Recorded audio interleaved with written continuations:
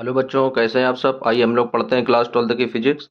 और बच्चों, आज का टॉपिक है विद्युत द्विध्रुव। तो आइए हेडिंग डाल लेते हैं, विद्युत द्विध्रुव।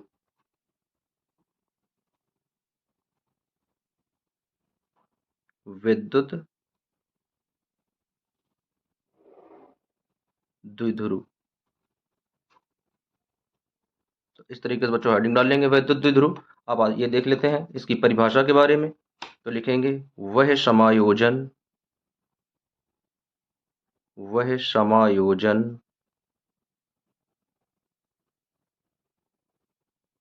वह समायोजन जिसमें दो बराबर जिसमें दो बराबर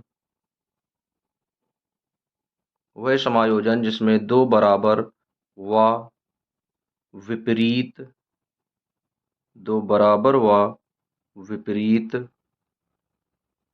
प्रकृति के विपरीत प्रकृति के आवेश प्रकृति के आवेश एक दूसरे से एक दूसरे से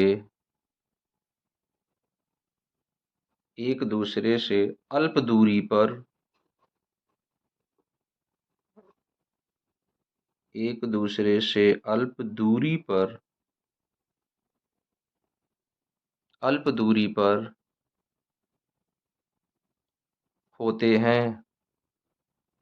एक दूसरे से अल्प दूरी पर होते हैं। आइए देख लेते हैं इसका किस तरीके का चित्र बना होता है। तो आइए चित्र बनाकर देख लेते हैं। तो एक इस तरीके से वैद्युत द्विध्रुव बनाएंगे। इस तरीके से एक बिंदु ये ए मानेंगे, दूसरा बिंदु बी मानेंगे, और इनका जो मध्य का बिंदु है उसे पी मानेंगे। इस ए बिंदु से और इस पी बिंदु के बीच की जो दूरी है वो है एल। इधर से जो पी बिंदु से और बी बिंदु के जो बीच की दूरी है वो भी है एल। तो अब ऊपर देख लेते हैं, जो ए और बी के बीच की दूरी होगी वो कुल दूरी होगी 2L के बराबर। तो इस तरीके से एक द्विध्रुव मान लेते हैं। अब आइए देख लेते हैं इसमें किसी एक लिखेंगे किसी एक दो आवेश दिए गए हैं। अब देख लेते हैं, दोनों विपरीत प्रकृति के हैं। यहाँ पर इस वाले में ऋणात्मक आवेश रख लेते हैं और इस वाले में धनात्मक आवेश रख लेते हैं। इस तरीके से एक में ऋणात्मक आवेश और दूसरे में धनात्मक आवेश कर लेते हैं। देख लेते हैं किसी एक, यानी चाहे प्लस वाला आवेश लें या माइनस वाला आवेश लें, कोई भी एक आवेश लें। किसी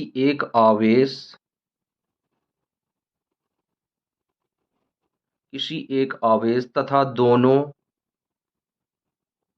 दोनों आवेशों के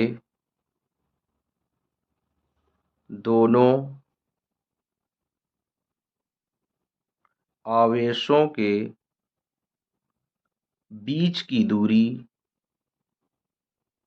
दोनों आवेशों के बीच की दूरी दोनों आवेशों के बीच की दूरी दी गई है 2L। तो लिख लेंगे 2L के गुणनफल को के गुणनफल को आवेशों के गुणनफल को विद्युत द्विध्रुव आघूर्ण कहते हैं। विद्युत द्विध्रुव आघूर्ण कहते हैं। इसे इसे कैपिटल P से प्रदर्शित करते हैं। इसे कैपिटल P से प्रदर्शित करते हैं।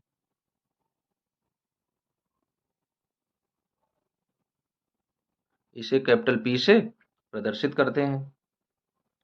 तो देख लेते हैं इसका फॉर्मूला। तो इसका फॉर्मूला आ जाएगा P इक्वल टू, अब द्विध्रुव की लंबाई कितनी है, तो द्विध्रुव की पूरी लंबाई दी गई है 2L, और गुणे किसी एक छोर का आवेश लिख लेंगे, या तो प्लस में या तो माइनस में, और उनका परिमाण लिखते हैं तो वो प्लस में होता है, तो Q आ जाएगा। तो P बराबर आ जाएगा 2QL। अब देख लेते हैं, इस तरीके से वैद्युत द्विध्रुव आघूर्ण का व्यंजक प्राप्त हो गया। अब आइए देख लेते हैं, यह एक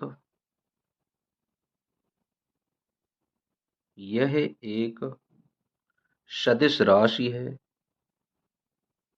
यह एक सदिश राशि है। अब इसका मात्रक देख लेते हैं। तो एसआई पद्धति में मात्रक, तो एसआई पद्धति में मात्रक देख लेते हैं। तो यहाँ पर दिया गया है Q, दिया गया है L, दिया गया है। तो Q का मात्रक होता है कूलाम, और L का होता है लंबाई यानी मीटर, तो आ जाएगा कूलाम मीटर। कूलाम मीटर, इसका मात्रक आ जाएगा कूलाम मीटर। अब इसके बाद में देख लेते हैं इसकी विमा। तो लिखेंगे विमा बराबर, तो विमा में मात्रक की आवश्यकता होती है, मात्रक दिया गया है कूलाम, कूलाम का होता है AT, और मीटर, मीटर का होता है L, तो आ जाएगा ATL। तो इस तरीके से इसकी विमा ज्ञात हो जाएगी। अब आइए देख लेते हैं इसका नंबर 1 पॉइंट। तो यहाँ डाल लेते हैं नंबर 1, लिखेंगे विद्युत द्विध्रुव के कारण, वैद्युत द्विध्रुव के कारण, वैद्युत द्विध्रुव के कारण वैद्युत क्षेत्र की, वैद्युत द्विध्रुव के कारण वैद्युत क्षेत्र की अक्षीय स्थिति, अक्षीय स्थिति, बच्चों इसी को बोल देते हैं कि अक्ष पर वैद्युत क्षेत्र का मान, या तो एक्स अक्ष पर, या तो इसी को बोलते हैं अक्षीय स्थिति का व्यंजक। क्वेश्चन किन्हीं भी शब्दों में आ सकता है, उसका आंसर जो है वो यही होगा कि किसी भी वैद्युत द्विध्रुव के कारण विद्युत क्षेत्र की अक्षीय स्थिति में उसका वैद्युत क्षेत्र का व्यंजक क्या होगा। तो आइए देख लेते हैं बच्चों उसका व्यंजक किस तरीके से प्राप्त होगा। तो आइए सबसे पहले एक वैद्युत द्विध्रुव बना लेते हैं, उसके बाद में लिखते हैं। देख लेते हैं, यहाँ पर सबसे पहले एक वैद्युत द्विध्रुव बनाएंगे इस तरीके से। यहाँ पर एक वैद्युत द्विध्रुव इस तरीके से बना लिया। अब एक साइड उसका ए बिंदु मान लेते हैं, और दूसरे साइड उसका बी बिंदु मान लेते हैं। बीच वाला जो बिंदु होता है उसे ओ मान लेते हैं। अब ए से जो ओ के बीच की दूरी है वो एल मान लेते हैं। यहाँ से यहाँ तक की जो दूरी है वो एल है। उसके आगे की जो बी से ओ से बी तक की दूरी है वो भी एल दी गई है, तो ये भी एल दूरी हो जाएगी। उसके बाद में पूरी द्विध्रुव की दूरी देख लेते हैं। तो पूरी द्विध्रुव की दूरी एल और एल मिलकर 2L हो जाएगा। तो पूरे द्विध्रुव की दूरी इस तरीके से निकल आएगी। अब एक साइड हो जाता है ऋणात्मक आवेश, और एक साइड हो जाता है धनात्मक आवेश। अब आइए देखते हैं किस तरीके से इसे लिखना है। बच्चों इसकी जो भी ये परिभाषा लिखाई जा रही है ये रटनी नहीं है, केवल बस इस चित्र के माध्यम से समझना है। तो आइए देख लेते हैं, माना एक वैद्युत द्विध्रुव, यहाँ से लिखेंगे माना एक विद्युत द्विध्रुव, माना एक विद्युत द्विध्रुव ए बी, ये ए और बी, ए बी, एक ए बी एक ऐसे माध्यम में स्थित है, एक ऐसे माध्यम में स्थित है, लिख लेते हैं, माध्यम में स्थित है, माध्यम में स्थित है, जिसका परावैद्युतांक, जिसका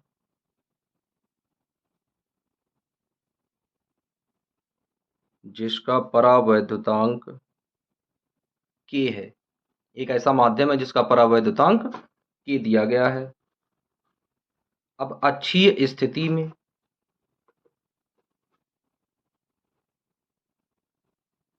अक्षीय स्थिति में बिंदु P पर, बिंदु P पर, अब आइए देख लेते हैं कि इसका बिंदु P कहाँ पे है। तो यहाँ से आगे बढ़ते हैं डॉट डॉट करके इस तरीके से। तो यहाँ पर मान लेते हैं ये जो बिंदु है ये बिंदु P है। तो इस बिंदु P पर हमें देखना है कि विद्युत क्षेत्र किस दिशा में होगा। बिंदु P पर विद्युत क्षेत्र, विद्युत क्षेत्र की तीव्रता, विद्युत क्षेत्र की तीव्रता ज्ञात करनी है, तीव्रता ज्ञात करनी है। तो आइए बच्चों देख लेते हैं अब इस बिंदु P पर विद्युत क्षेत्र की तीव्रता किस तरीके से ज्ञात करेंगे। तो देख लेते हैं, ये धनात्मक आवेश है, तो जो धनात्मक आवेश होता है विद्युत क्षेत्र की जो दिशा होती है उसके सामने की ओर होती है। यानी इस जो P पर है इस प्लस Q के कारण विद्युत क्षेत्र जो होगा वो आगे की ओर हो जाएगा, इस तरीके से सामने की ओर जाएगा, इस तरीके से। तो ये हो जाएगा E1, यानी प्लस Q के कारण विद्युत क्षेत्र जो P पर होगा वो E1 इस तरह की इस तरफ हो जाएगा। तो अब लिख लेते हैं कि बिंदु आवेश, यहाँ पर लिख लेते हैं इस तरीके से पॉइंट बनाकर, बिंदु आवेश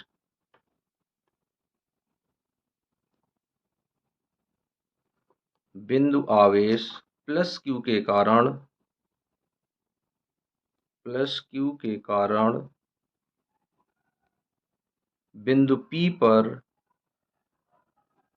बिंदु P पर विद्युत क्षेत्र, विद्युत क्षेत्र, विद्युत क्षेत्र E1 है, E1 है। तो आइए देख लेते हैं, E1 का मान निकाल लेते हैं। तो आ जाएगा E1 इक्वल टू, तो किसी बिंदु आवेश के कारण किसी भी बिंदु पर विद्युत क्षेत्र होता है तो हमने बताया था बच्चों कि KQ और अपॉन में R स्क्वायर, ये फार्मूला बताया था। तो आइए अब देख लेते हैं यहाँ पर।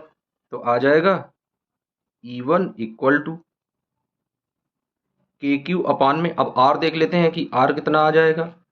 तो बिंदु O से मापेंगे बिंदु P तक की दूरी।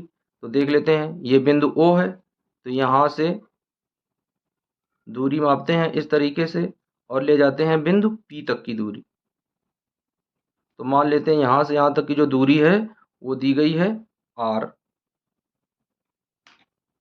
तो ये यहाँ से यहाँ तक की दूरी R हो गई। अब हमें देखना है बिंदु B तक की दूरी, यहाँ से यहाँ तक की।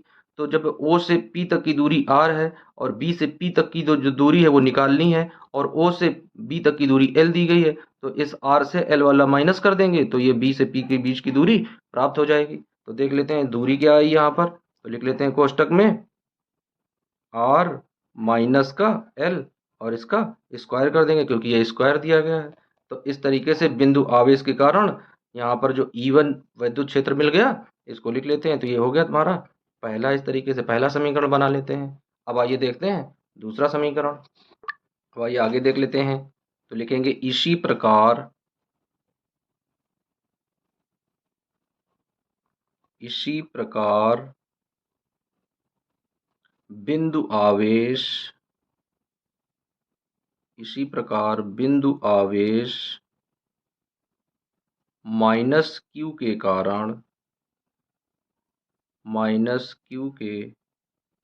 कारण बिंदु P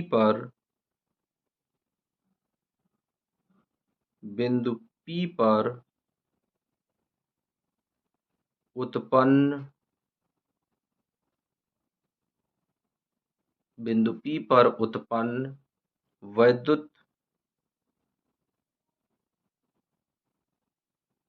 वैद्युत क्षेत्र।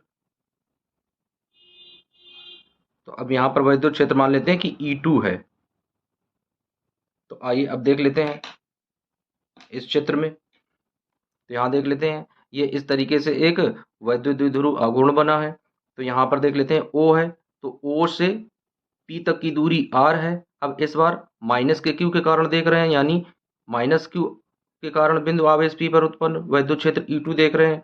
तो ये ऋणात्मक है, तो इस तरीके से वैद्युत क्षेत्र इस दिशा में आ जाएगा, इस तरीके से इस दिशा में आ जाएगा। तो यहाँ पर आ जाएगा E2, लेकिन जो बल की दिशा होती है वही वैद्युत क्षेत्र की दिशा होती है। तो ऋणात्मक आवेश पर बल उसके विपरीत दिशा में कार्य करता है। तो जब बल की दिशा ये हो जाएगी तो वैद्युत क्षेत्र की दिशा भी इसी ओर हो जाएगी। तो ये जो E2 होगा, ये E2 भी इधर हो जाएगा, इस दिशा में हो जाएगा। यानी दोनों जो विद्युत क्षेत्र हैं वो एक समान दिशा में हो जाएंगे, क्योंकि धनात्मक आवेश पर बल की दिशा धनात्मक आवेश की ओर होती है और ऋणात्मक आवेश पर बल की दिशा उसके विपरीत दिशा में होती है। तो जब ऋणात्मक आवेश पर बल की दिशा उसके विपरीत दिशा में होगी और बल की ही दिशा में वैद्युत क्षेत्र की दिशा होती है, तो E2 जो है वो E1 की दिशा में हो जाएगा। तो आइए लिख लेते हैं। तो उत्पन्न वैद्युत क्षेत्र E2, तो E2 बराबर आ जाएगा KQ अपॉन R स्क्वायर। अब देख लेते हैं R, तो R यहाँ से देख लेते हैं।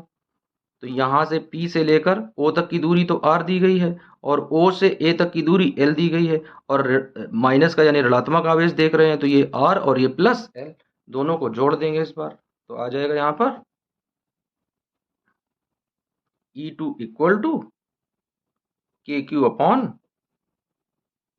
R प्लस L का होल स्क्वायर। और इस तरीके से ये बन जाता है समीकरण दूसरा। अब आइए देख लेते हैं दोनों वैद्युत क्षेत्र जो दिए गए हैं E1 और E2।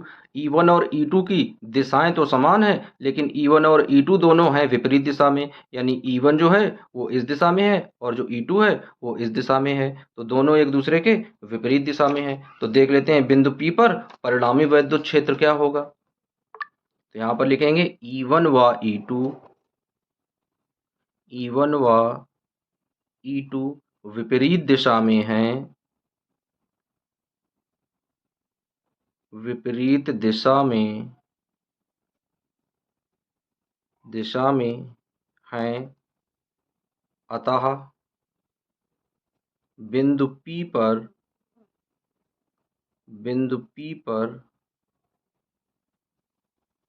कुल वैद्युत क्षेत्र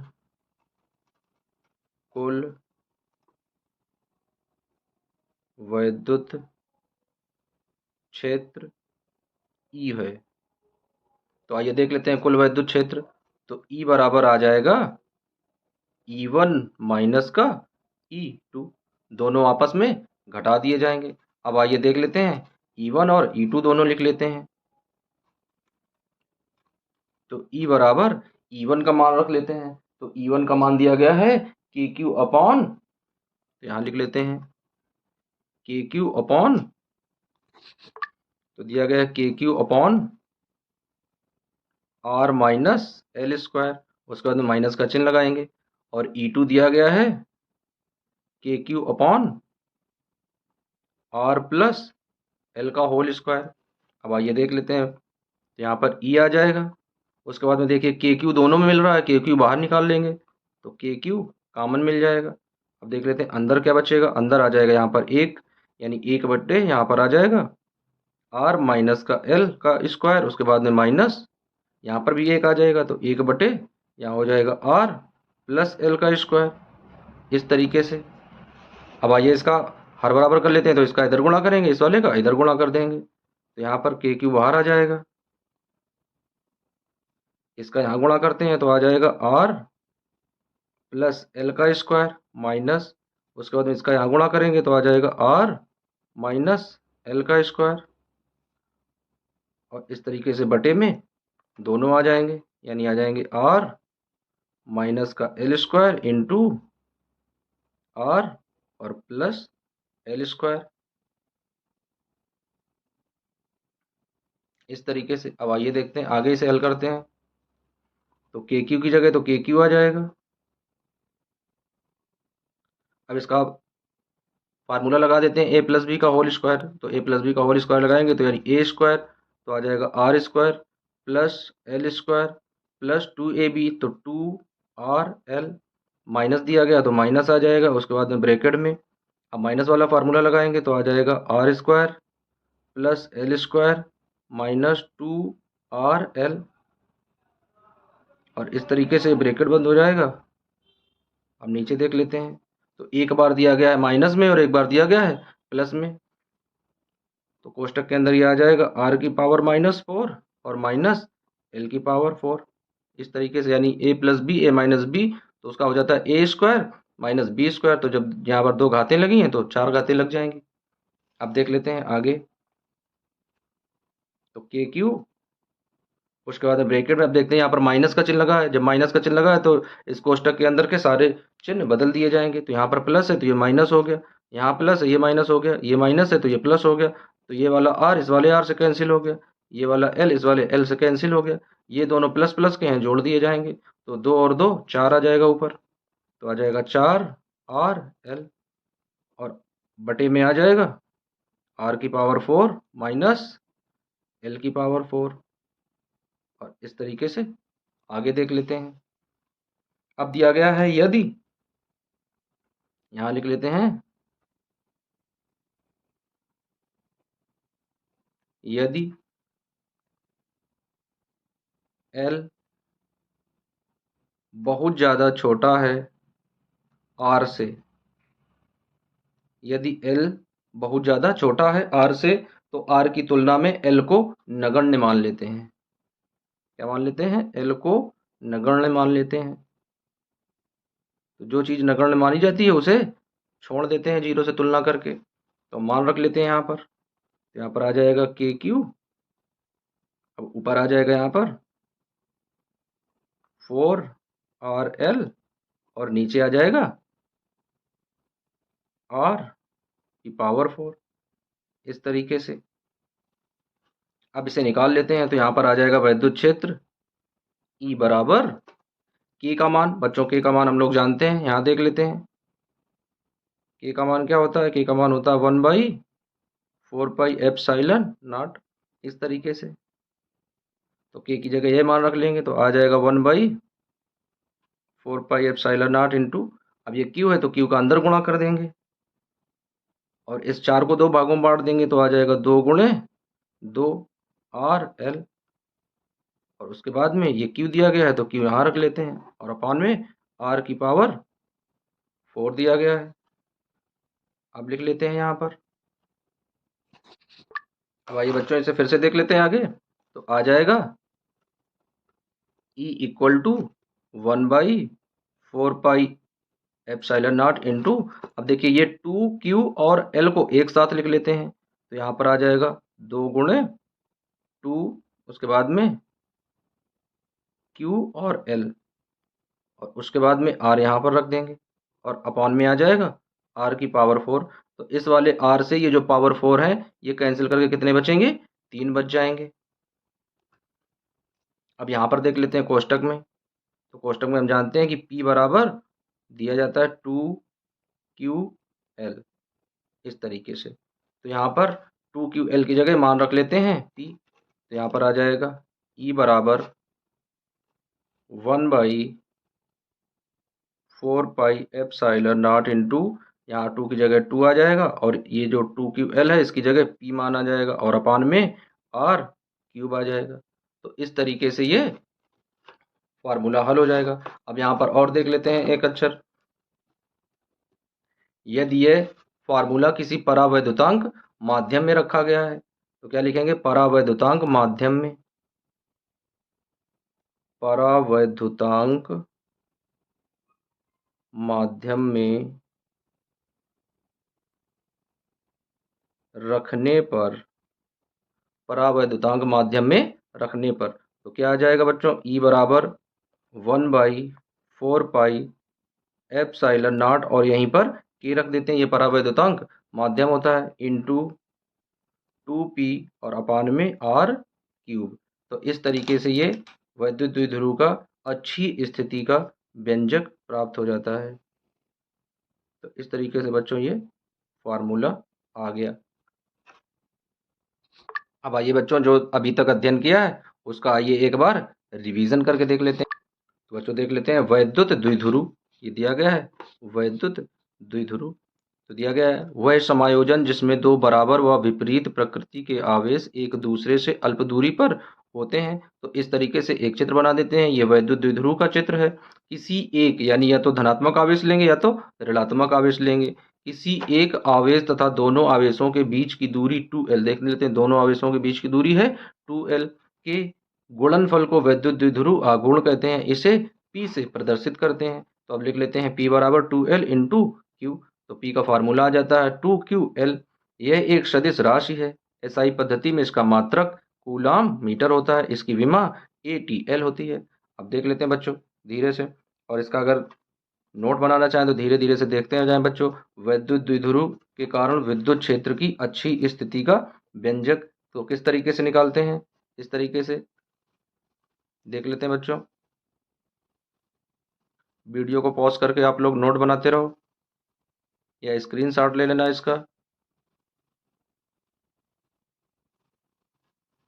तो इस तरीके से बिंदु आवेश Q के कारण बिंदु P पर विद्युत क्षेत्र E1 प्राप्त हो जाता है। अब इसके देखते हैं अगले वाले पेज में। तो इस तरीके से बच्चों नोट बनाते रहो। इसी प्रकार बिंदु आवेश Q के कारण उत्पन्न बिंदु P पर विद्युत क्षेत्र E2 है, तो देख लेते हैं E2 का मान दिया गया है।